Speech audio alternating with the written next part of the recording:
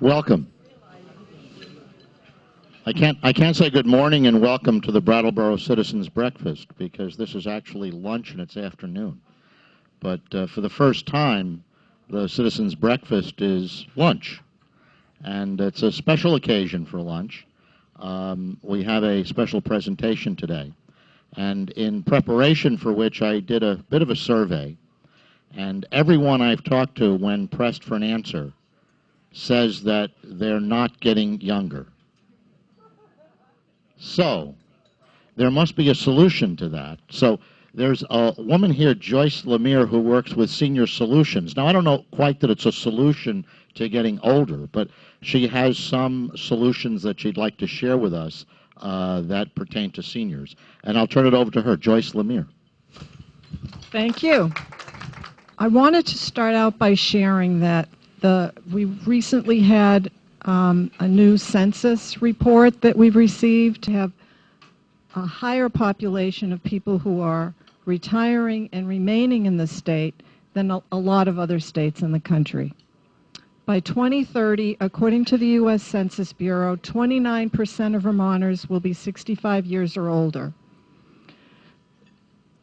Folks who work with elder Vermonters are working on plans to make sure their basic needs are met. How can this be done? It will definitely take a village, a strong sense of community, as well as dedicated professionals who are trained to help people consider their options as they age. 25 years ago, Senior Solutions, which is also known as the Council on Aging for Southeastern Vermont, was developed as a designated agency, receiving funding from the Federal Older Americans Act as well as general funds from the state. During the past 5 years, aging services have undergone major funding reductions. Some were caused by the U.S. Census figures from 2010, which show that there are less seniors living in the southern tier of the state, both the southeast and the southwest. There's been a migration of people who are retiring to either central Vermont or the northern tier of Vermont. So our funding is related to population base. As the census changes and demonstrates that there are less seniors living in the southern part of the state, that means that our agency gets less federal funding and the agencies who serve people in the northern tier get more. So between the U.S. Census and the sequestration that took place this past year on the federal level, our agency has lost over 8% of our federal funding. It will remain a challenge for us to be able to offer services to an ever-growing population with less dollars. So under the Older Americans Act, we are mandated to offer senior nutrition, information and assistance, and case management services. Our goals are to empower older people, their families, and caregivers to make informed decisions about and be able to easily access existing health and long-term care options. Enable older people to be able to remain in their homes safely for as long as possible. Empower older people to remain active and healthy through encouraging wellness programs. Ensure the rights of older people and prevent their abuse, neglect, and exploitation. For a full list of all the services we offer, we have a website. We do have a very active senior helpline. So going back to handle funding reductions with a growing target population, it was clear to the board that some strategic policies needed to be enforced if we were to sustain the most vital services for seniors. Preventing senior hunger is a top priority. Our agency has continued to give slight funding increases to all of the meal sites every year despite our reductions. So if you have less money and you're supporting one part of your agency services, something has to give somewhere else. We're continuing to use the limited funds we have to try to come up with creative ways of offering senior nutrition programs throughout Windham and Windsor County. There have been reductions in staff positions, closing of some satellite offices, and a stronger reliance on volunteers whenever appropriate. 6 years ago, we had one staff person on the Senior Helpline, which is our toll-free number, available to offer telephone assistance, whether it is for questions around housing, health insurance, fuel, food, caregiver support, etc. Today, we have 3 people staffing our Senior Helpline, and we received close to 7,500 calls this past year. This averages about 30 calls per day and is a 25% increase from the year before. Why so many calls? In years past, we employed 16 case managers, and many of them were situated in satellite offices available to answer questions and offer help. We now have 9 case managers who cover both of the 2 counties. We've tried to create a right door policy, which means that we recommend that everyone start, if they have a question or they feel that they may need services, to start with our Senior Helpline, which is a toll-free number. Speak to one of our trained staff there, and a determination will be made as to whether we can assist them over the phone or if we're going to have to find other accommodations. Are we happy with our inability to be able to offer far more person-to-person care? No. But strategically, unless we start to receive a lot more funding, we just can't justify having staff available. The other option is, if we were to go back to the way we were doing it, we would immediately start waiting lists for people. There are just more people than there are staff available to help them. I think we've been pretty lucky that in our area, I can honestly say that for senior nutrition services, there have been no waiting lists. Anyone who is referred to us for home-delivered meals has been put on almost immediately for the program. In other states, they have started waiting lists for some of the meals programs because of the budget cuts. We're really committed to trying to maintain that program as best as we can, and we do not want to see waiting lists. Strategically, when the board looked at our funding challenges, it's easy to look at, you can serve between 10 and 12 people per day with telephone assistance on the Senior Helpline. When you are assigning a case manager to do home visits, the maximum number of home visits that can be done in most of our rural areas is 4 visits a day. So if you look at it just in terms of facts, obviously you can be much more efficient when you're helping people via telephone versus driving to their homes to help them there. But that's only part of the story. Clearly, there are many people that we encounter who have a really hard time articulating the questions that they have and really struggle using just the Senior Helpline, and we understand that. I think that as we move forward, one of the solutions that we feel we're going to have to move towards is creating much stronger volunteer services, finding people in our communities who we can also train to assist with that person-to-person service unless it becomes very complicated. Because I really do not see the solution being that whether it's the town, the state, or the federal government giving us a lot more funding over the next several years. I just don't see that that's going to happen. So we will have to start relying far more on volunteers and on coming to our communities and saying to them, you know, we do have these volunteer positions, whether it's to help deliver some home-delivered meals, or whether there are people who have retired and would be interested in maybe volunteering for our state health insurance program, learning some of the things that we've learned about Medicare and helping people who are new to Medicare when they have basic questions. The other role, in addition to the direct services that I've mentioned, that Senior Solutions is responsible for is for what we call elder advocacy. 3 years ago, we recognized that the Agency of Human Services on the state level was not doing a proper job in protecting people from elder abuse or neglect. So as a result, our agency and 3 others filed a lawsuit against the state of Vermont around how they were handling elder abuse. At that point in time, there was a waiting list of 300 referrals that we call the wall of shame, people who had been referred by people in the community who feared that these people were being abused or neglected. And the state's response to us was that they did not have sufficient staff or money to hire more staff to deal with it.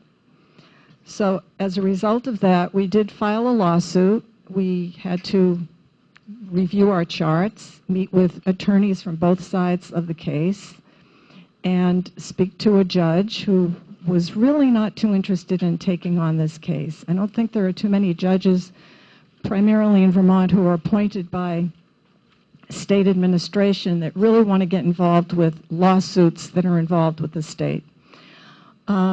However, we were lucky enough in August of this past year to a settlement agreement. And when we started the lawsuit 3 years ago, there were 4 investigators for the whole state. Today, there are 11 investigators.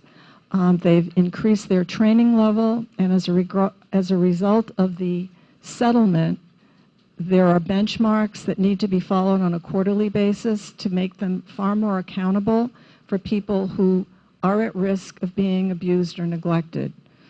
So our agency is very pleased that we had that outcome. We didn't know what the outcome would be when we started, but I think that gives you a good example of when we talk about elder advocacy, the kinds of things that our agency should be more involved with. I understand from your comments that the reduction in budget has been greater in Windham and Windsor County than it has been in upstate Vermont, if you wish. Why is that, and what can we do to at least get parity with the rest of the counties in the state of Vermont? What we've been told is that the migration towards the northern tier of the state has been kind of twofold, that there are people who have moved here from other states because of the lifestyle in Vermont. So after they've retired, they're choosing to move here. I mean, you think that they'd be moving to Florida or South Carolina or California, but, you know, there's a low crime rate, just the overall lifestyle that I think some of us may take for granted. There's less crime, it's beautiful, there's less traffic. So people from other states, as they retire, have been moving to Vermont, which has increased the level, but I believe they're moving further north. I don't know if that's related to the fact that they feel there are more resources available, like in the Burlington area with the teaching hospital. I mean, we have Dartmouth-Hitchcock right up the street, but the numbers speak for themselves that both Bennington, Rutland, Windham, and Windsor counties have all seen a reduction in the number of people over 65. And our funding formula is based on the numbers. That doesn't mean that, because the numbers are of all income levels. It's just if you're a resident, that's a unit of service. But we feel that a lot of the people who we're serving didn't have an option to move somewhere else. So they're here, they need support services, and there are less resources we have available to offer them. Their ideas or attempts to make up the cuts through philanthropic giving and other ways of raising funds outside the government. The Older Americans Act states that we cannot charge for any services. So the challenge, though, is that all 5 area agencies on aging would like to start offering some fee-for-service programs. Because if we could do that, whatever income we would receive from those programs, we could then put into the not-for-profit section. So yes, we are looking at maybe a half a dozen different options that we might be able to come up with for gaps in services that exist currently that we might be able to offer to people who can afford to pay. What makes it complicated is that we can't do it within our current structure. So we have to come up with a new structure separate and apart from what we have, which takes a little more time. In addition, the 5 area agencies created a statewide association, and we're hoping that as a larger group that we'll be able to write more substantial foundation grants so that we could be bringing some more money into the state without relying more on the feds or the state government themselves. That's our hope, that we can do those things. I should say that's our expectation. We will do our best to do that. I should probably know this, but are caseworkers assigned to different areas? Is there somebody in particular that covers the Brattleboro area? Case managers who are situated to try to be as efficient as possible. We try our best to make sure that someone who has a caseload in Brattleboro isn't driving up to Thetford, for example. But that doesn't mean that they may not be going out to Newfane or an outlying area as well. But in the old days, if someone would call our senior helpline and say they lived in Brattleboro, the person on the senior helpline would simply call the case managers located in Brattleboro and they would do it. And we can't do that anymore. The volume has just been so high that we've had to do as much as if we can help somebody fill out a fuel application over the phone and mail it in for them and send them a copy, we can do that in maybe 15 or 20 minutes and then go on to someone else. To send someone to someone's home just takes so much time in a rural area. Brattleboro does have several senior housings, but it still just isn't as efficient if we can get the job done on the phone. Not a popular answer, but that's the honest one. Who is still somewhat well, but declining, but doesn't have nearby family to kind of monitor and support them. Like they need, I'm missing the term of someone that managed finances, but someone that kind of has an overall review to just make sure everything is running. Does Senior Solutions, they don't do that, probably, but do they help find that kind of arrangement? The programs that we would like to initiate that has just started in Rutland is called a Rep Payee program, so that we would hire someone and that there would be dedicated to do Rep Payee, which means that they would be paying someone's bills if they had reached that point where they didn't feel they could do that themselves, but they still wanted to stay at home and be as independent as possible. We get calls from family members all over the country who will call and say, my mother's living, she lives alone in Vermont, and I need you to start going out and just checking on her. We don't have any means of being able to do that. If there's a serious crisis, we will go out and try to come up with some plan with them, whether it's neighbors or relatives from far away who are willing to pay to have somebody come in and help that person. And I know that the RSVP program in Windsor County has a friendly visitor program that we have been talking to them about trying to expand to see, because again, you'd like someone who's had the background checks, has had some training, can still have some supervision. We wouldn't just want to be putting anyone into someone's home without, knowing that they've been trained enough to know that if they encounter something, they have someone else they can call and check in with to take it further. So I think that, as I was saying earlier, we're going to have to become creative and come up with these other options, because taking the trained staff, we don't have enough of them to be able to do this sort of thing. Well, I have a question. So we have a group of people here assembled who all have an interest in this topic, whether as consumers or maybe colleagues. Is there something that some of us might be able to do to help in this situation?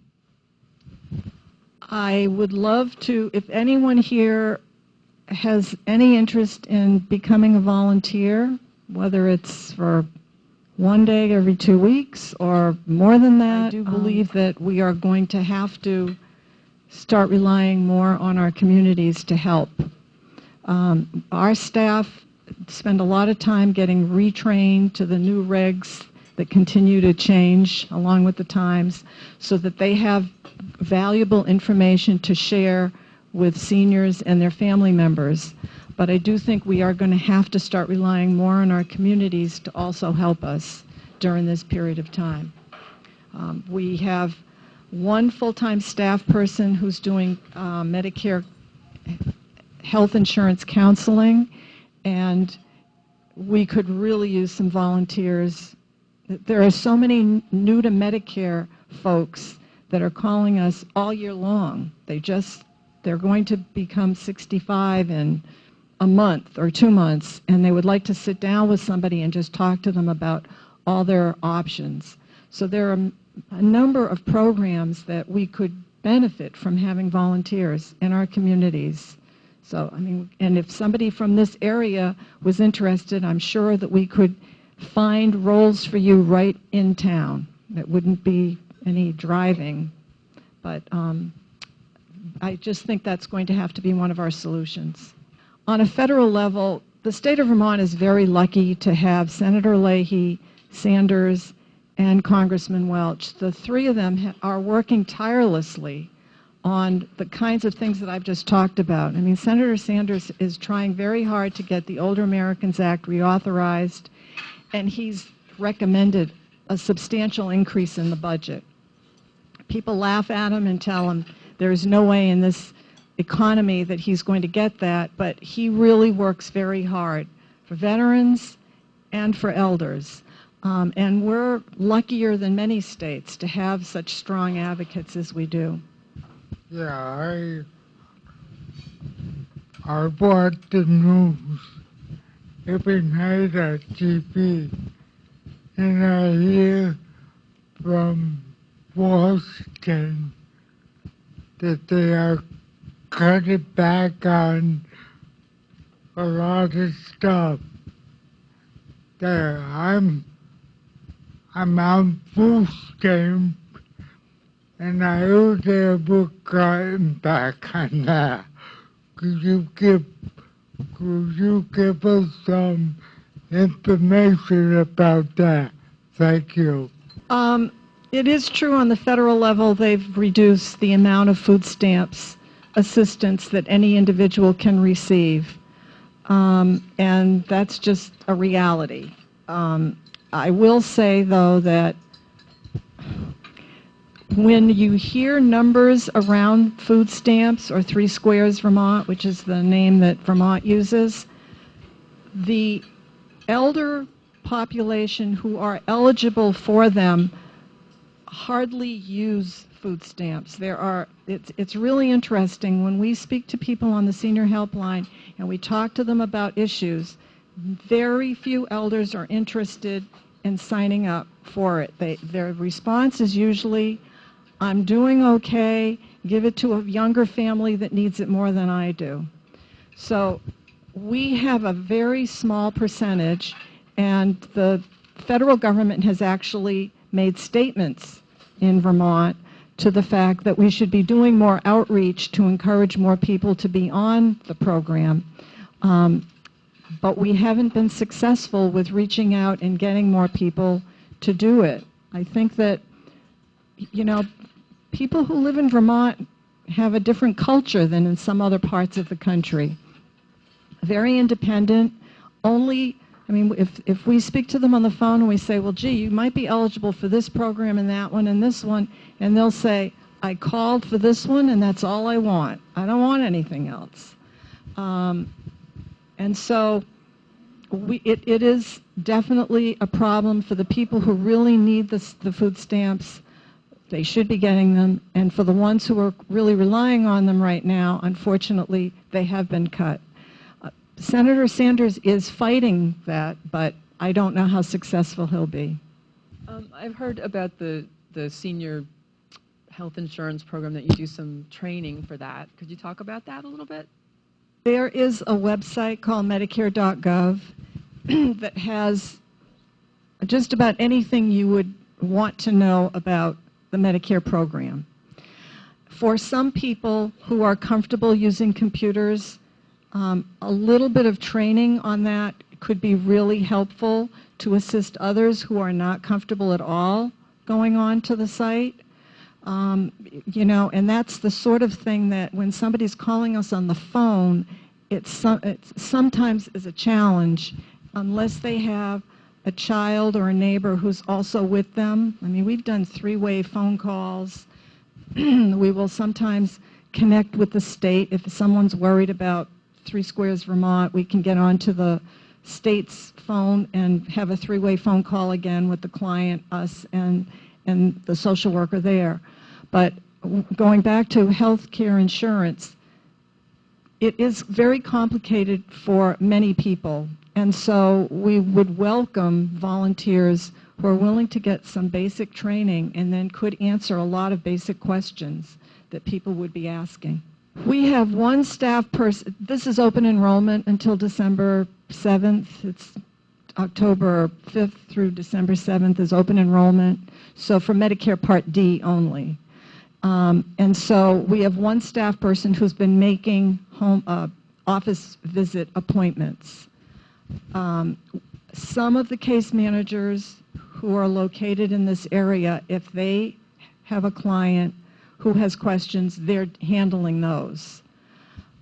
We're doing a lot of it over the phone, and we took 800 calls in the month of October, and I'd say 70% of them were calls about health insurance, primarily Medicare.